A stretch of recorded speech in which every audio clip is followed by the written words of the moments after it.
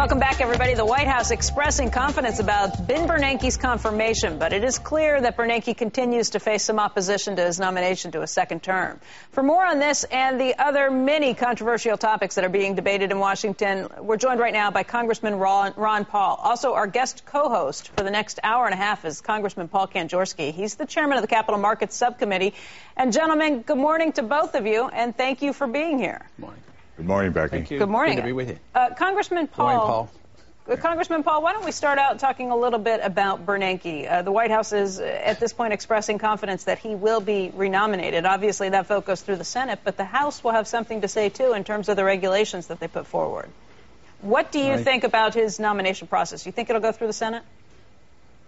Oh, probably, but it might be just wishful thinking. You know, they have to sort of put a spin on there and try to build up some momentum, but I don't think they know for certainty. But it looks like he may well be appointed. But you know, I don't know whether that's the whole issue, because I think it's been tremendous that we in this country and in the Congress now have addressed the Federal Reserve for the first time in many, many years and saying, what responsibility does the Federal Reserve have in the creation of this bubble and the crisis that we have? And Bernanke is symbolic of course, the Fed. So I think this is great stuff. And besides, it puts more emphasis on us having more transparency of the Fed, because you know, the reason we're going to have a filibuster, or the potential filibuster in the Senate, is because we've been a hold until they have a vote. I mean, the people are only asking for a vote.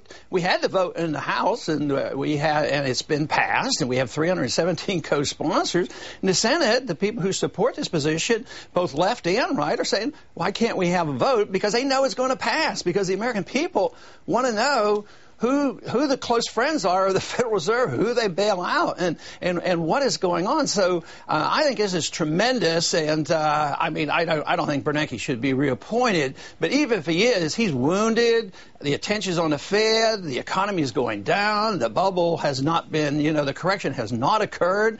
So the American people will pay a lot more attention to the Federal Reserve now than ever before, and I consider that very, very beneficial to all of us. Congressman Kanjorski, what do you think the odds are that Ben Bernanke gets reappointed? And then talk a little bit about this legislation, what it might mean for the Fed.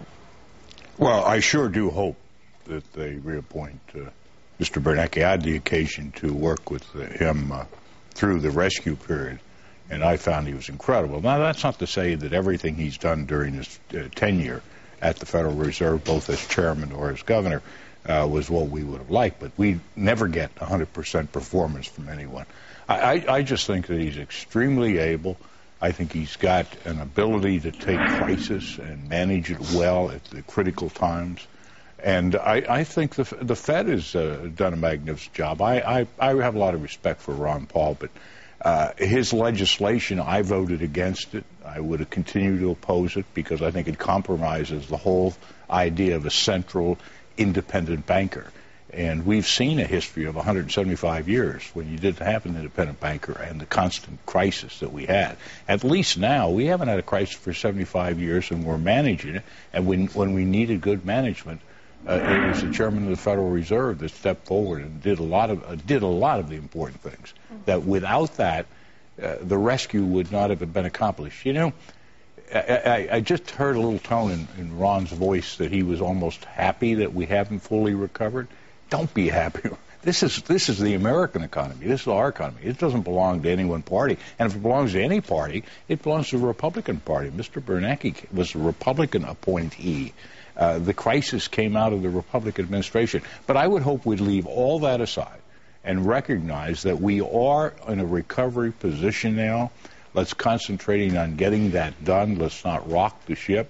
If we do, we could cause untold difficulty for the American people and for the markets and for the American economy. And I think that let's go easy and gingerly on this. Congressman Paul, was there glee in your voice?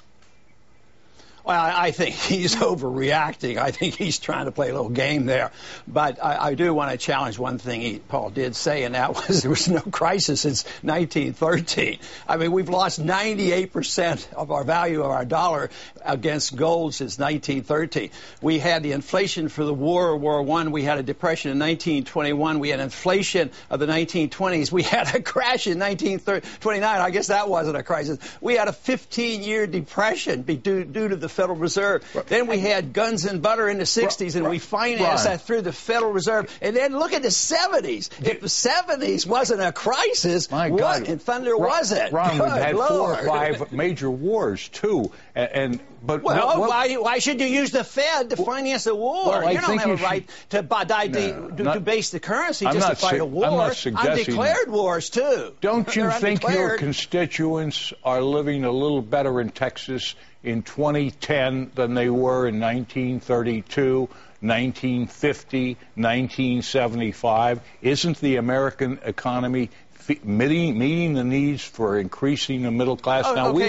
What makes you think that had anything to do with the Fed? Maybe it was in spite of the Fed. Maybe there wouldn't be 17% unemployment right now if we didn't have the Fed, and we wouldn't have 27% unemployment in Michigan. So this whole idea that we're doing better, 17% technology and 27%, those are really inflated maximum No, the Fed, approaches. Wait. No, the government you're counting underemployed. No, Paul, you're not quoting the right figures. The Fed says the Treasury says it's 10%, but if you count everybody who quits looking for work, it's 17%, and free market economists, which are more reliable than the government economists, say it's 22%. To downplay the unemployment rate and say there's not a crisis and it's unrelated to the bubble that the Fed creates. The problem is we're always looking at what caused the crash, and even this new Pecora Commission is looking at what caused the crash, and they even never ask what caused the bubble.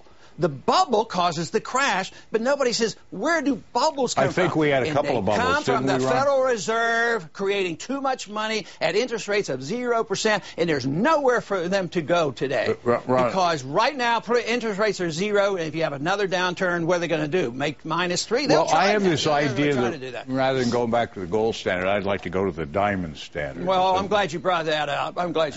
Because I want to go forward to a gold standard. I want to just prevent the Federal Reserve from stealing from people and taxing people by doubling the money supply. It is cruel and unusual punishment to the economy to allow a secret organization like the Federal Reserve inflate the currency, deliberately destroy values, destroy the people who save. So your theory is have the Congress authorize the auditing of the Federal Reserve so the politicians in Congress can influence and affect and help decide what Paul, the Federal Reserve does. No, you're misinterpreting the bill. You should read it because the bill says that the Congress has nothing to say about it for 6 months. Now then they know, can look out. Ron. Wait a minute. Let me finish. Then they can look at it. But what you're arguing is the case for, say, the SEC finds out something about a bad company. And then they say, well, that's covered up because it might hurt that company. When the Fed knows something about a bank, you want secrecy because you say, well, it might hurt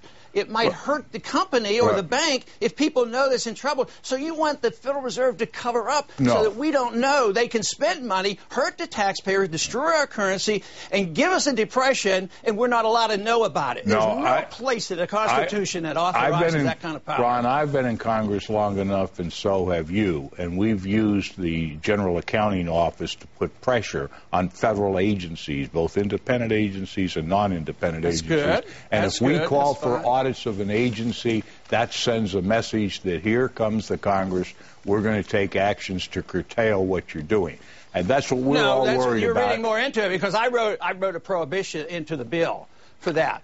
But besides, morally speaking, don't the people have a right to know what the Fed is doing, what kind of deals they make with foreign governments, foreign central banks, international financial organization, the private banks? We have a right to know. We have an obligation. We have a moral obligation. And besides, we're in this horrendous mess. It was the fault of the Federal Reserve, and to say, oh, the Fed is wonderful, let them go, let them create all the money, put Bernanke back in, he had nothing to do with it.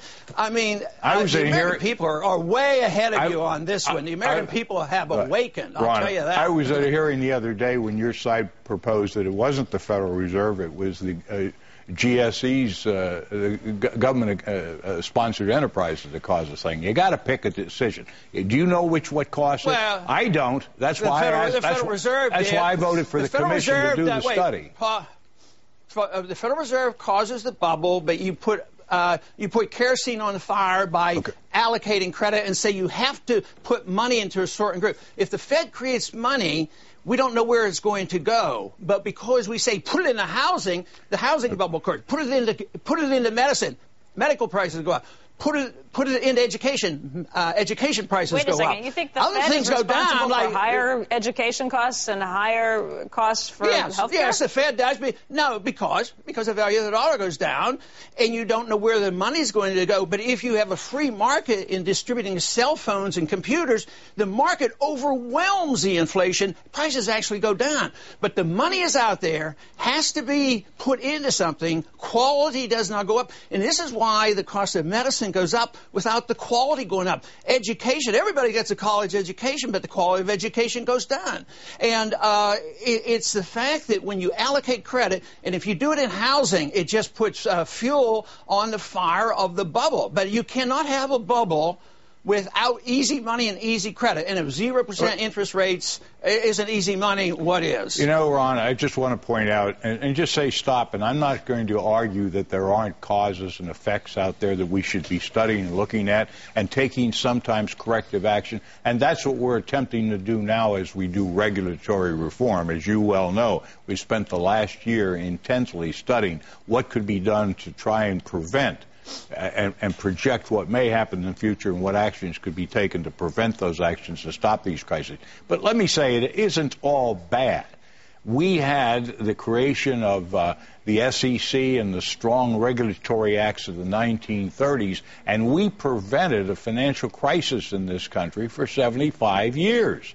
Even though every 25 years... You don't think there was a crisis in the 70s? No crisis in the 70s? Ask Paul Volcker if he had a crisis. No, in the 70s. we had inflation, and we were able to bring Volcker in and his policies and correct that inflation, and that's what the system should do. So what do you call that? A minor correction, but not a crisis, huh? Well, yeah, much different. We didn't have a total collapse this time. Maybe what we should have done is let that happen, and then all of you in the free market system would have been perfect. We would have wiped out for decades, and everybody would have been in a collapse situation. Then you'd be happy. What Volcker did this time was act with responsible leadership with the Secretary of Treasury and the President, your Secretary President, a Republican, not a Democrat, and they did a pretty good job of rescue. But all of you fellas want to label this as having been a failure because you really don't want to see it succeed. I think you have a negative attitude toward the American economy. If regulations are so good, and I know we're piling on the market for regulations, the SEC would have prevented this crisis. The SEC would have prevented the Enron scandal. Sarbanes-Oxley would have prevented. Every time you put on regulations, you chase our businesses overseas. That's why the businesses are leaving, and you're going to do a lot more of that because the burden will be so great, and that's why we're not having a good recovery. Well, then we just should. Because they see taxes coming down and regulations coming down. According to your theory, Ron, we should allow then a business to go uninterrupted, do anything at any time with anything because they can't possibly make mistakes. Paul. Come on, no, you allow them to go bankrupt. You don't bail them out. Yes, we would allow General Motors to do what they want when they screw up and they go bankrupt. Let them go bankrupt. You don't take good people's money and bail them out. You don't bail out bad. Do you accept the proposition that if we hadn't gone into the rescue program a year ago, almost every large bank in the United States and in the world would have collapsed within 72 hours? No. Some would. Some would, but we'd be over it by now. In 1921, Paul, that's exactly what we did. We still didn't accept all your Keynesian economics. In 1921, the recession, depression, was severe after the inflation of World War I. They had hands off, and it was over in a year. That's what always happened before. When they inflated, they caused a bubble. There was a correction. But in the 1930s, Hoover was the culprit, and Roosevelt followed up, and they prolonged the agony for 15 years. That depression didn't end until after World War II, believe me. People weren't doing well until after then. So, yes, you want hands off, but you want to enforce the laws against fraud and enforce the law of bankruptcy. That's a federal regulation. But what we do is we don't allow the bankruptcy. We take the good people's money and bail out the bad investments, prop up all the mistakes, and that is what you're doing. You're just pouring out the money, hoping to patch up the hole in the bubble. Hey, it's not going to work, and believe me, I'm not happy about it, no matter what you say. Congressman Paul, we want to thank you very much for your time. We appreciate your joining us today.